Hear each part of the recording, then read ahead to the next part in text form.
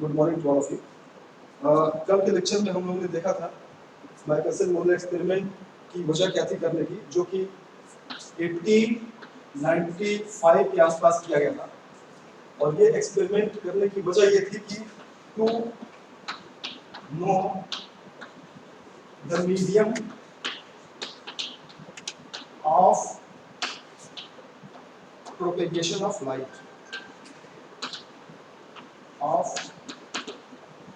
Light wave in universe. यानी कि जो लाइट हम तक पहुंचती है सन से या स्टार से, वो किस मीडियम से होकर आती है, इसको जानने के लिए माइकलसन मोरले ने 1895 में एक्सपेरिमेंट किया था। और इसके लिए उन्होंने जो ऑपरेटर्स बनाया था उसका नाम माइकलसन इंटरफेरोमीटर। उस ऑपरेटर्स का एक डायग्राम में बना रहा हूँ, कल मैंने बताया इसके बारे में।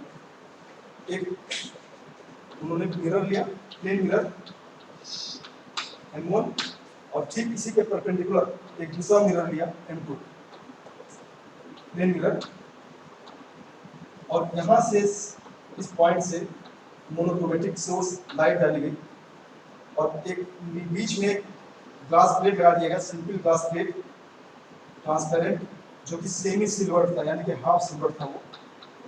और जब लाइट यहाँ से आती इस प्लेट पे, ये प्लेट भी है, तो ये प्लेट इस लाइट को दो पार्ट में डिवाइड कर देती है।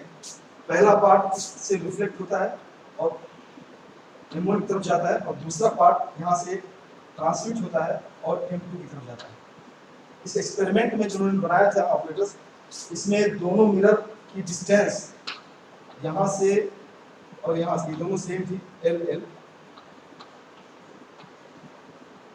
तो लाइट जब एक पार्ट लाइट यहाँ से रिफ्लेक्ट होगी और ऊपर जाएगी, फिर वहाँ से पुनः रिफ्लेक्शन होगा इसका, और ये लाइट इसको ट्रांसमिट करते हुए नीचे आएगी। ठीक इसी तरह से दूसरे पार्ट में लाइट दूसरे मिरर से रिफ्लेक्ट होगी और रिफ्लेक्ट होकर के यहाँ से रिफ्लेक्शन होने के बाद दूसरी वेव नीचे आएगी। इन दोनों वेव के बीच में होता है इंटरफेरेंस। दो वेव से, दो लाइट से, ट्रेन से दो जब एक ही डायरेक्शन चलेगी तो उनके बीच में इंटरफेरेंस होगा, और यहाँ पे हमको देखने में फ्रिंजेस नजर आएंगे, dark and bright interference fringes. तो कल हमने ये देखा था कि जो लाइट यहाँ से स्प्लिट हुई दो पार्ट में, M1 और M2, यहाँ से यहाँ तक आने में कितना टाइम लगा और ऊपर यहाँ से यहाँ तक आने में कितना टाइम लगा। इन दोनों को हमको कैलकुलेट करना है कि दोनों सेम है, यानी कि डिस्टेंस सेम है, तो उनका कैलकुलेशन था कि अगर डिस्टेंस सेम है तो टाइम भी सेम होना चाहिए। तो कल के एक्सपेरिमेंट में जो कल हमने देखा था उसमें टाइम कैलकुलेट किया था, टाइम टेकन by light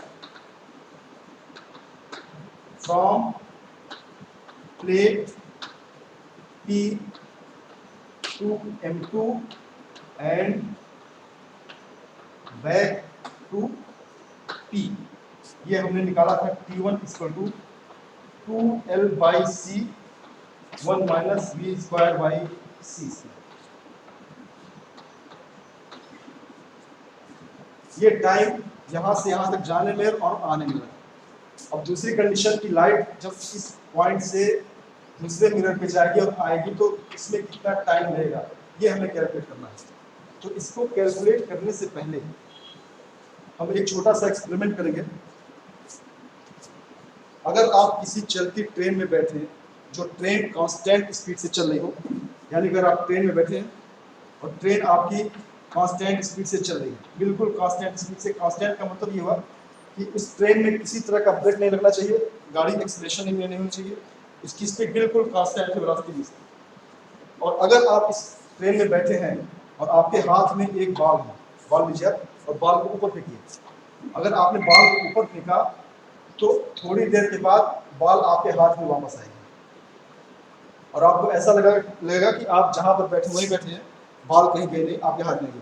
लेकिन अगर इस घटना को, आपके बॉल फेंकने की घटना को कोई बाहर से आदमी देखे, जो प्लेटफॉर्म पे खड़ा हो या बाहर खड़ा, जो ट्रेन में ना हो, उसको ये नजर आएगा कि आपने जिस पॉइंट पे बॉल फेंका, कैच करेंगे आप थोड़ी सी आगे, या क्योंकि इतने देर में ट्रेन आगे जा चुकी है। तो आप इसको आपने अगर इस पॉइंट ए से बाल को ऊपर फेंका तो आपके हाथ में बाल यहाँ ना आकर के आपके हाथ में बाल यहाँ पर आएगा। तो इतनी देर में ट्रेन आगे जा चुकी है। आपके हिसाब से ट्रेन आपके हाथ में, बाल आपके हाथ में है, इसके हिसाब से वो बाल आपके हाथ में आएगी इतनी दूरी के बाद। इसी कॉन्सेप्ट को हम यहाँ लगाएंगे इस माइग्रेशन मॉडल के दूसरे प्लेट पे।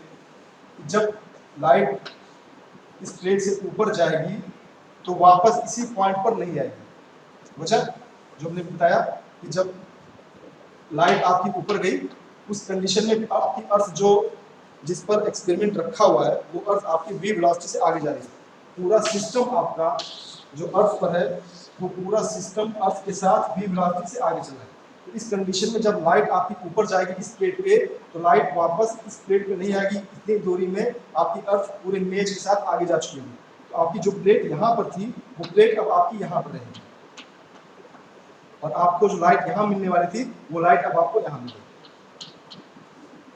तो ये सिचुएशन होगी उस कंडीशन में। ये मिरर एम था, तो ऐसे कंडीशन में ये प्लेट जो यहाँ पर थी वो प्लेट यहाँ पर आके मिलेगी। और अगर स्पीड लाइट की सी है और यहाँ से यहाँ तक जाने में अगर टी डैश टाइम लगा तो यहाँ से यहाँ तक आने में भी टी डैश टाइम लगेगा, तो क्योंकि डिस्टेंस बराबर है। तो अगर यहाँ से यहाँ तक जाने में टी डैश टाइम लगा और लाइट की स्पीड सी है तो ये डिस्टेंस सी इंटू टी होगा। ठीक उसी तरीके से ये डिस्टेंस सेम होगा सी इंटू टी डैश। इसी इतनी दूरी में आपकी ट्रेन आपकी जो अर्थ है वो यहाँ तक जा चुकी है। इसको अगर हम बाइफरकेट करें, यूँ करें, ये आपका एल था जो डिस्टेंस था मिरर का इस प्लेट से बीच में। ये डिस्टेंस चूंकि ये अर्थ वी वेलोसिटी से चल रही है, इतने टाइम में लाइट यहाँ पहुंचेगी, उतने टाइम में आपकी जो मेज है, ये जो एक्सपेरिमेंट है वो यहाँ पहुंचेगा। ये डिस्टेंस होगा वी टी डैश। ठीक इसी तरीके से ये डिस्टेंस होगा वी टी डैश। इस पॉइंट को हमने क्यों मान लिया। अब यहाँ पे करेंगे to determine the time taken by light from plate P to mirror M1। ये टोटल टाइम हमने मान लिया T2 और ये होगा कितना, यहाँ से यहाँ तक जाने लगा टाइम और फिर वापस आने लगा टाइम, यानी T dash plus T dash, यानी कि 2T डैश। अब हमको ये T डैश कैलकुलेट करना, ये कितना होगा। इक्वेशन नंबर में 2 डाल दिया, फिगर नहीं मिटा है, इसको हमने मिटा दिया। हमको T डैश, अब ये एक राइट ट्रायंगल है, इसमें in triangle P Q M1, इसमें देखिए हाइपोटेनियस, परपेंडिकुलर एंड बेस। इसको अगर देखा जाए तो P M1 square hypotenuse square equal to base square P Q square plus perpendicular square M1 Q square. इसकी वैल्यूज ऐसे रखें, P M1 C T dash whole square, PQ आपका VT dash है, VT dash whole square plus M1Q, ये plate की mirror से distance L square. इसको calculate करें हम तो C square T dash square होगा माइनस इसको इधर ले V square T dash square plus L square. यहाँ से T डैश कॉमन निकालें, T डैश स्क्वायर कॉमन निकल गया, C square minus V square is equal to L square. Now T dash equal to square equal to L square by C square minus V square. T dash equal to under root ले लेंगे तो L बचेगा और 1 minus C square minus V square half, ये under root हो जाएगा। यहाँ से हम C स्क्वायर कॉमन निकालने बाद L बाई सी आएगा और ये आएगा 1 minus B square by C square power half, या इसको ऐसे लिख सकते हैं L by C under root 1 minus B square by C square, ये आपका आएगा टी डैश। तो टोटल टाइम यहाँ से जाने में और आने में जो लगा वो होगा T2, यानी कि 2T डैश। इसको यहाँ रखें हम, तो ये आंसर आएगा 2L by C under root 1 minus B square by C. ये टाइम लगा दूसरे प्लेट से मिरर तक आने और जाने में। इससे पहले जो टाइम लगा था वो ये था, from P to M1 M2 and back. ये टाइम हमने निकाला था T1 equal to 2L by C 1 minus B square by C, और दूसरे केस में from P to M1 back to P, ये हमने निकाला T2 equal to 2L by C under root 1 minus B square by C. अगर इनको गौर से देखा जाए तो ये दोनों सेम नहीं, क्योंकि यहाँ पर अंडर रूट नहीं है, यानी कि T1 is not equal to T। अब ये कॉन्सिक्वेंस निकला कि जब दोनों डिस्टेंस बराबर है प्लेट की, इस फिगर में ये दोनों डिस्टेंस बराबर है प्लेट की M1 की और M2 की, इस प्लेट से, इस सिंपल प्लेट से ये डिस्टेंस बराबर है L पे, तो दोनों का टाइम बराबर क्यों नहीं आ रहा है? T1 is not equal to T। ये माइकलसन मोर्लेन ने अपने कैलकुलेशन में दिखाया कि दोनों का टाइम बराबर नहीं आ रहा है, जबकि डिस्टेंस बराबर है, लाइट स्पीड कांस्टेंट है, दोनों चार डिस्टेंस बराबर है, स्पीड बराबर है, तो टाइम बराबर क्यों नहीं आ रहा? ये उन्होंने कैलकुलेट किया और इसके बाद उन्होंने कंक्लूजन निकाला कि अगर दोनों में टाइम डिफरेंस है तो टाइम डिफरेंस कितना होगा, तो उन्होंने इसको डिफरेंशिएट किया, time difference between two plates mirror, sorry, दोनों मिरर तक लाइट के आने में कितना टाइम डिफरेंस था, तो इसको निकाल सकते हैं हम, delta T time difference, T1 minus T2 difference है ये, यानी कि इसको लिखें हम 2L by C 1 minus B square by C square minus 2L by C under root 1 minus B square by C. इसको सिंप्लीफाई करते हैं थोड़ा सा, 2L बाई सी कॉमन है, निकालने बाद ये बचा 1 minus B square by C square power minus half, ऊपर जाएगा और चेंज हो जाएगा, minus 1 minus B square by C square minus half. ये क्वेश्चन हुआ सिंप्लीफाइड करने के बाद। इसको सिंपल करके दोनों के बीच जो टाइम डिफरेंस आ रहा है इसको निकालेंगे।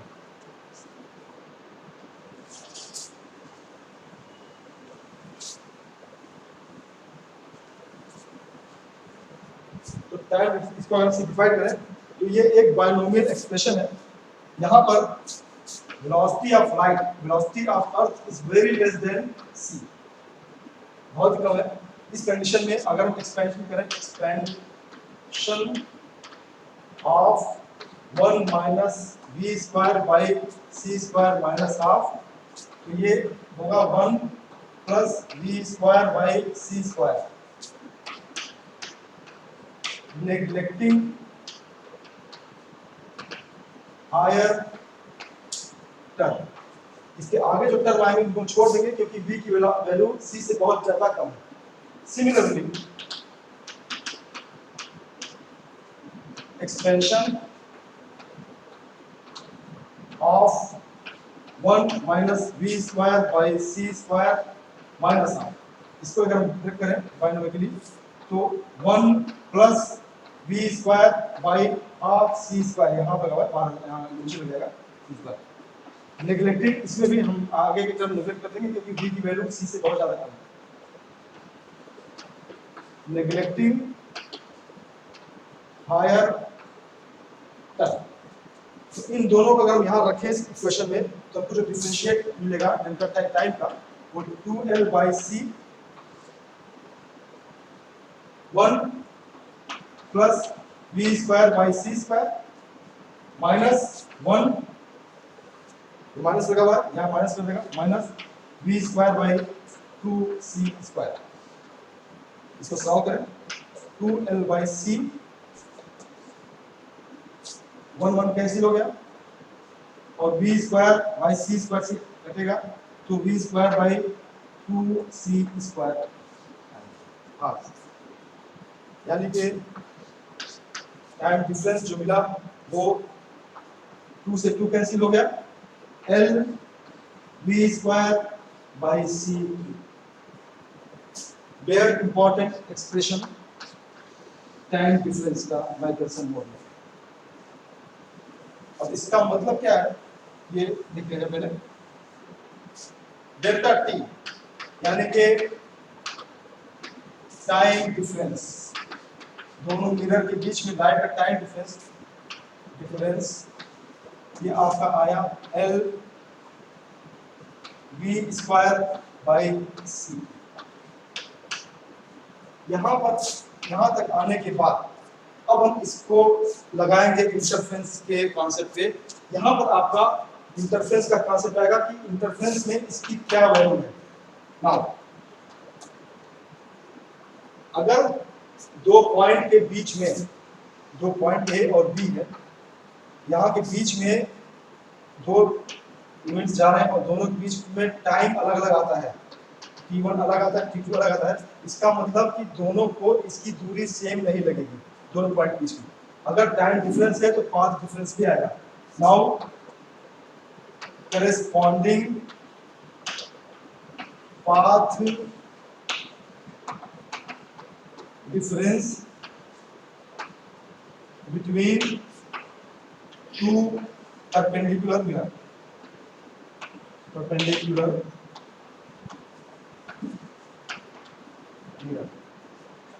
as observed by light itself। Light को ऐसा लगेगा कि दोनों प्लेट, दोनों मिरर के बीच की दूरी बराबर नहीं है, वो डिफरेंस है। वो डिफरेंस कितना होगा, डेल्टा एक्स मान लिया हमने। ये होगा speed of light into time difference, यानी कि c इंटू डेल्टा टी। ये पाथ डिफरेंस होगा दोनों लाइट्स के बीच में, दोनों लाइट वेव के बीच में।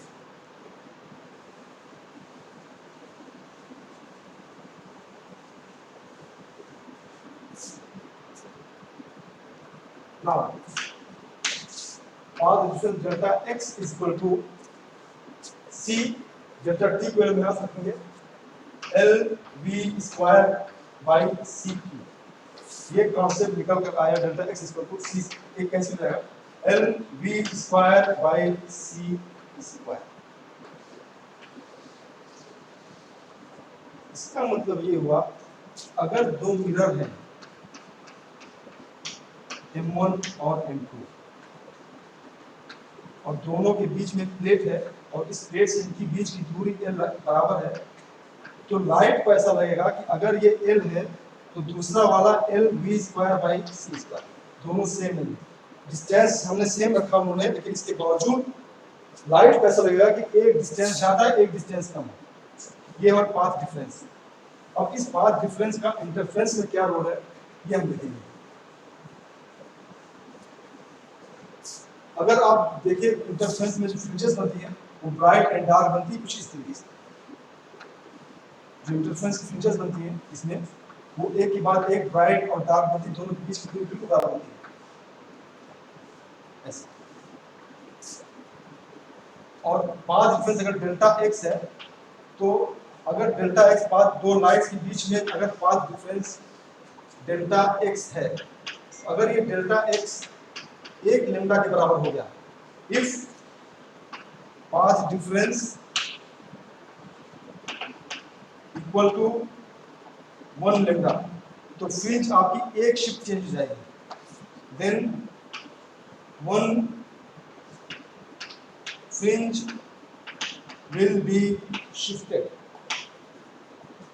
अगर ये पाथ डिफरेंस 2 लेमडा है तो 2 लेमडा शिफ्ट हो जाएगा, 2 लेमडा है तो 2 फ्रिंज शिफ्ट हो जाएगा। अगर आपने अपना स्केल यहाँ लगा रखा है, एक लेमडा शिफ्ट होने में एक फ्रिंज शिफ्ट होगा एक लेमडा में। अगर इनके बीच की डिस्टेंस 2 लेमडा चेंज हो गई तो ये 2 लेमडा 2 फ्रिंज शिफ्ट हो जाएगा। अगर ये 3 हो गया तो ये 3 फ्रिंज शिफ्ट हो जाएगा।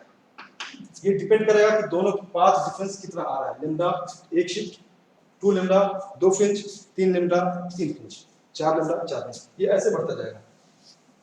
तो इसको अगर हम कैलकुलेट करें, ये उनका कैलकुलेशन था delta x equal to L V square by C square. Now if there are n fringes shifted, अगर हमने ये मान लिया कि डेल्टा x में इस डिस्टेंस में n फ्रिंजेस शिफ्ट हो रही हैं, तो delta x equal to n lambda, ये हमने मान लिया कि अगर इतनी दूरी में n फ्रिंजेस शिफ्ट हुई है तो इसके जो पाथ होगा वो n लेमडा होगा। इस कैलकुलेशन से L V square by C square equal to n lambda, तो n equal to L V square by C square lambda. ये उनका फाइनल कैलकुलेशन था फ्रिंज शिफ्ट का, फ्रिंज शिफ्ट। एक्चुअली में उन्होंने एक कैलकुलेट किया अपने कैलकुलेशन से कि उनको इतना फ्रिंज शिफ्ट मिलना चाहिए, ये उनका कैलकुलेशन था। अब उन्होंने ऑब्जर्वेशन लेना शुरू किया अपने एक्सपेरिमेंट से, अपने ऑपरेटर से, और उनको इस तरह की फ्रिंजेस दिखाई देनी शुरू की। ऐसे उनको फ्रिंजेस मिला। पहले ये देखते हैं कि इसकी वैल्यू कितनी हुई। ओरिजिनल जो उन्होंने एक्सपेरिमेंट किया था उसमें जो डिस्टेंस रखी थी एल, वो 11 मीटर की थी, यानी कि दोनों मिरर्स जो थे वो अपने प्लेट से 11 मीटर की दूरी पर थे। 11 मीटर का मीन्स लगभग 40 फीट। ये प्लेट थी और दूसरी मिरर ये थी। ये जो डिस्टेंस थी वो 11 मीटर की थी, यानी कि लगभग 40 फीट यहाँ और 40 फीट यहाँ। और वेलोसिटी ऑफ अर्थ जो थी है वो 30 किलोमीटर पर सेकेंड, या इसको 3 × 10⁴ मीटर पर second. Speed of light 3 × 10⁸ metre पर सेकेंड। और लेमडा, जो उन्होंने लेमडा इस्तेमाल किया, जो वेवलेंथ लाइट इस्तेमाल की थी वो 50 एंगस्ट्रॉम थी, यानी कि 5 × 5 × 10⁵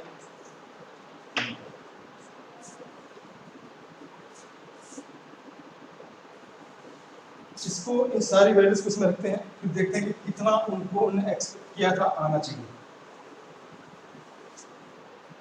n equal to L 11 metre, 3 × 10⁴ square by C square, 3 × 10⁸ square, और लेमडा 5.5 × 10⁻⁻⁵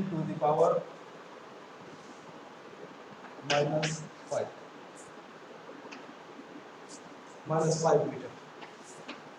इसको अगर सॉल्व किया जाए तो ये आएगा 0.4 ऑलमोस्ट। तो उन्होंने अपने कैलकुलेशन में ये दिखाया कि उनको जो फ्रिंज शिफ्ट मिलनी चाहिए थी वो 0.4 होनी चाहिए। इतना उन्होंने एक्सपेक्ट किया था, इतना उनको मिलना चाहिए उनके कैलकुलेशन के हिसाब से। लेकिन जब उन्होंने एक्सपेरिमेंट किया तो अनफॉर्चुनेटली उनको किसी तरह का कोई शिफ्ट नहीं मिला। फॉर एग्जाम्पल ये उनकी फ्रिंजेस थी इस एक्सपेरिमेंट में, ये उनको फ्रिंजेस मिले थी इस तरह, और उन्होंने अपना जो पॉइंटर लगा यहाँ लगा दिया उन्होंने पॉइंटर अपना, ये पॉइंटर मान लीजिए उनका पॉइंटर, और ये फ्रिंजेस मिली है। उनके हिसाब से, कैलकुलेशन के हिसाब से जो फ्रिंज शिफ्ट मिलना चाहिए था वो n इक्वल टू 0.4 मिलना चाहिए था। मगर एक्सपेरिमेंट जो उन्होंने किया तो ये पॉइंटर जरा सा भी शिफ्ट नहीं किया, जहां था वहीं रह गया। 0.4 का मतलब ऑलमोस्ट हाफ फ्रिंज, लगभग आधा फ्रिंज है ये जो शिफ्ट है, यानी कि इस पॉइंटर को इनके हिसाब से आधा शिफ्ट कर जाना चाहिए था, मगर ऐसा कुछ नहीं हुआ, इनको कोई शिफ्टिंग नहीं मिली, कोई भी शिफ्टिंग नहीं मिली। एक्सपेरिमेंटल उन्होंने जो किया, जो उन्होंने फार्मूला लगाया, जो उन्होंने रूल्स लिए वो बिल्कुल सही थे। उन्होंने दो रूल्स लिए थे, पहला गैलीलियन ट्रांसफॉर्मेशन, पहला रूल उन्होंने ये लिया था ट्रांसफॉर्मेशन का, और दूसरा उन्होंने रूल लिया इंटरफेरेंस।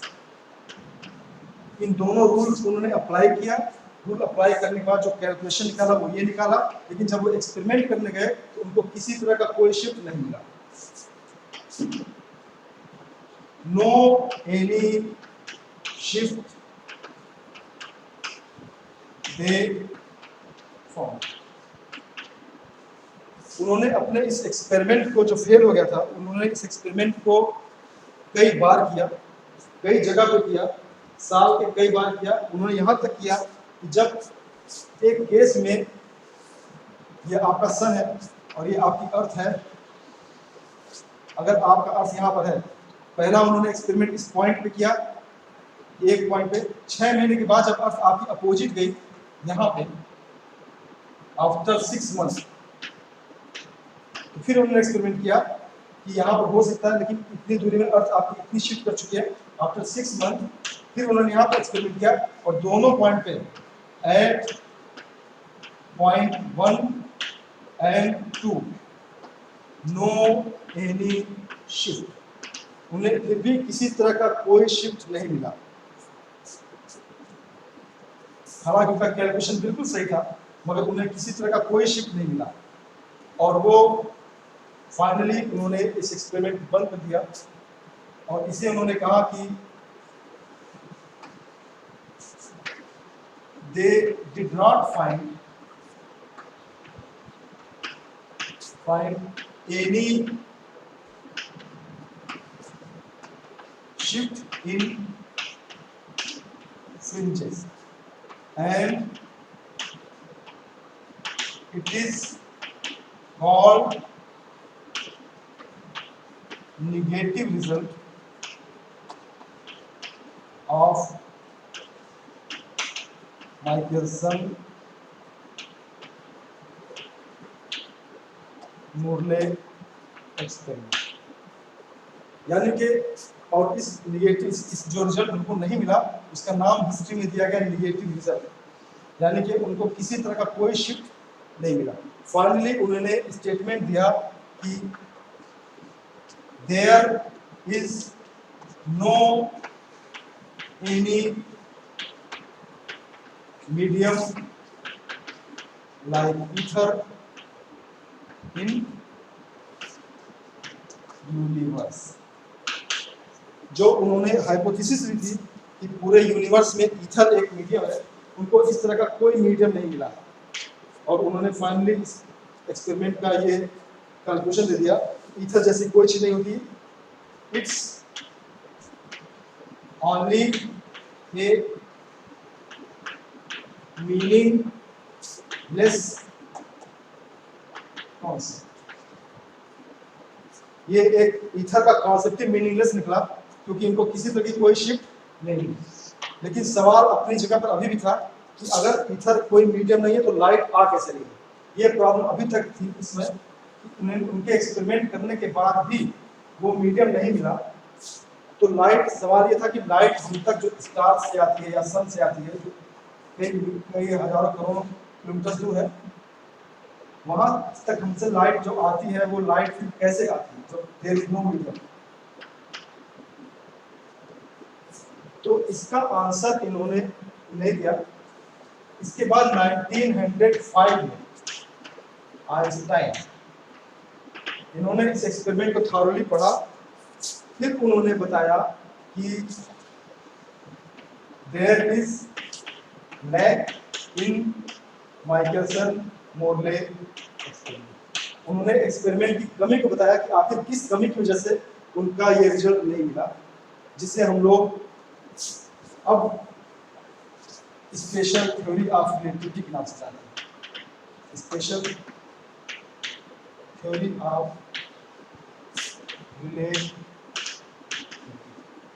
इसी रिलेटिविटी में उन्होंने एक्सप्लेन किया कि माइकलसन मोर्लेन के एक्सपेरिमेंट में कमी क्या थी और उनको रिजल्ट क्यों नहीं मिला। आइए नेक्स्ट स्टेप देखते हैं।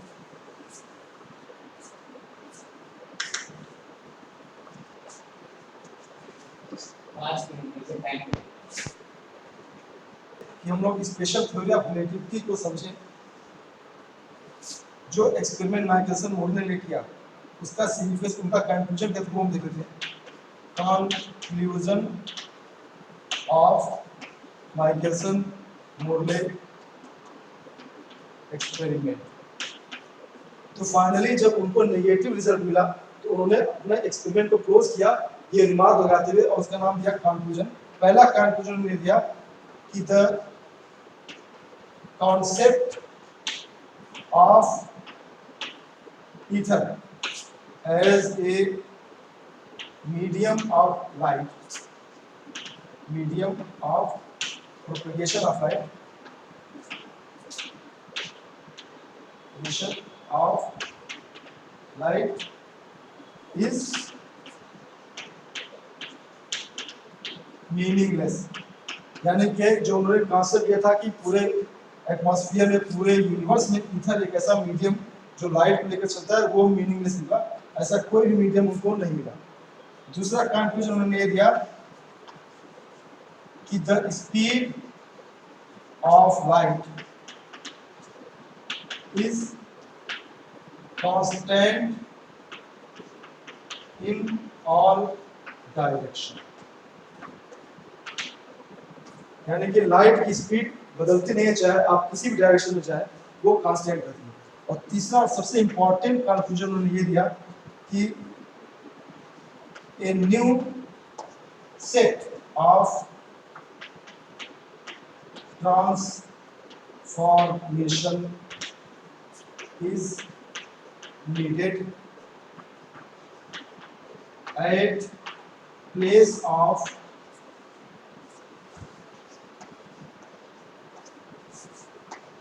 Galilean transformation. ये बेहद इंपॉर्टेंट कंक्लूजन था। उन्होंने ये बताया कि जो उन्होंने कॉन्सेप्ट लिया था गैलीलियन ट्रांसफॉर्मेशन का, ये ट्रांसफॉर्मेशन एक्चुअली में फेल कर गया। यहाँ पर ये माइकलसन मोर्लेन में फेल कर गया। वजह उसकी ये थी कि गैलीलियन ट्रांसफॉर्मेशन में अगर कोई वेलोसिटी, कोई ऑब्जेक्ट v वेलोसिटी से जा रहा है और दूसरा ऑब्जेक्ट उसी डायरेक्शन में जा रहा है, तो हम इसके वेलोसिटी को नेट में सब्ट्रैक्ट कर देते हैं। और अगर दोनों की डायरेक्शन अपोजिट हो जाए, v1 और v2 अपोजिट हो जाए, तो दोनों वेलोसिटीज यहाँ पे जुड़ जाती हैं। इसी कॉन्सेप्ट को उन्होंने लिया था अपने एक्सपेरिमेंट में। जब लाइट और अर्थ दोनों एक ही डायरेक्शन थी तो c और v उन्होंने इसे घटा दिया था, c माइनस v। और जब दोनों अपोजिट हो गए रिफ्लेक्शन के बाद, तो उन्होंने इसको ऐड कर दिया, c प्लस। और इसी कॉन्सेप्ट को उन्होंने अपने एक्सपेरिमेंट में लगाया और एक्सपेरिमेंट फेल कर गया। तो उन्होंने ये कंक्लूजन दिया कि अगर इस कॉन्सेप्ट लगाने से उनका एक्सपेरिमेंट फेल कर गया तो इसमें कुछ न कुछ कहीं कोई कमी है, और इस कमी को पूरा करने के लिए एक नया ट्रांसफॉर्मेशन चाहिए जो इस कमी को पूरा कर सके। तो फाइनली उन्होंने 3 अपने कंक्लूजन दिए एक्सपेरिमेंट के फेल होने के बाद, और ये रिजल्ट इनको ये निकालना मिला कि ईथर जैसी कोई भी चीज नहीं होती है। Thank you.